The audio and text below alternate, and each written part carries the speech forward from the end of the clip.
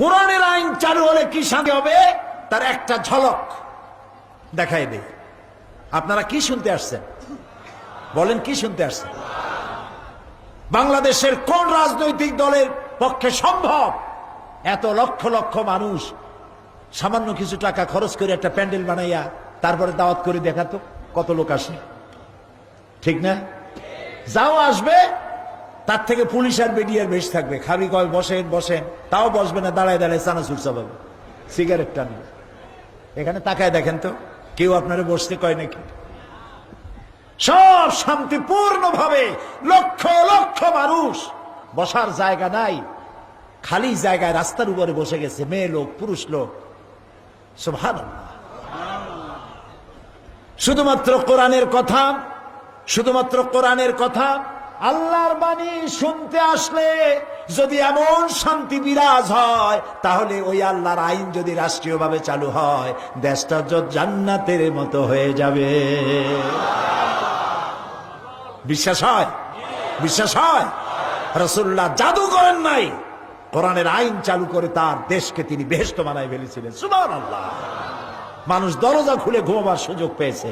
এরকম নয়, এরকম নয় যে যিনি মন্ত্রী হবেন এমপি হবেন তার পেট ক্রমান্বয়ে মোটা হইতে থাকবে। মাশাআল্লাহ, পেট এত মোটা দরজা হাত দিয়ে খোলা লাগে না, পেটের ধাক্কায় দরজা খোলা শেষ।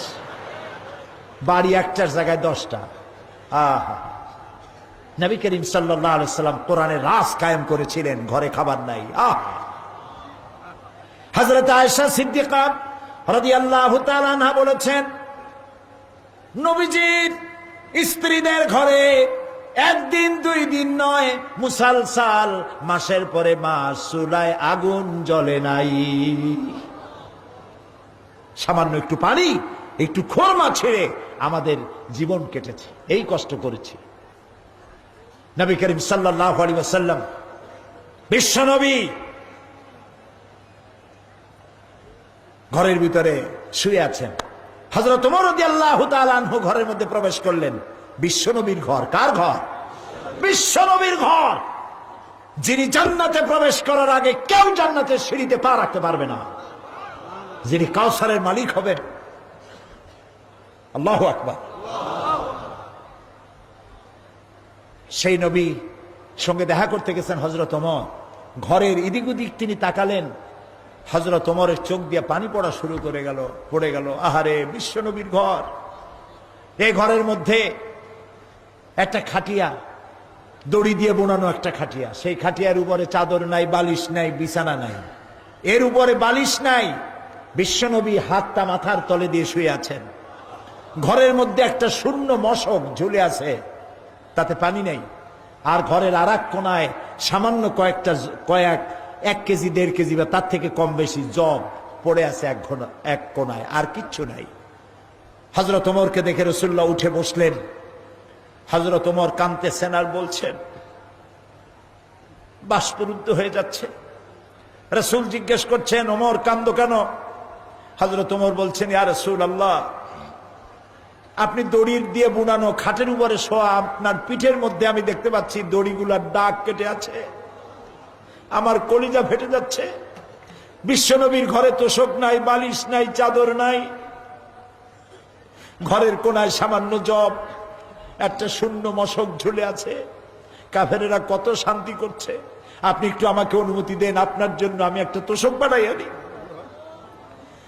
আল্লাহর নবী বললেন, ওমর, দুনিয়ায় শান্তি করার জন্য আমি আসি নাই।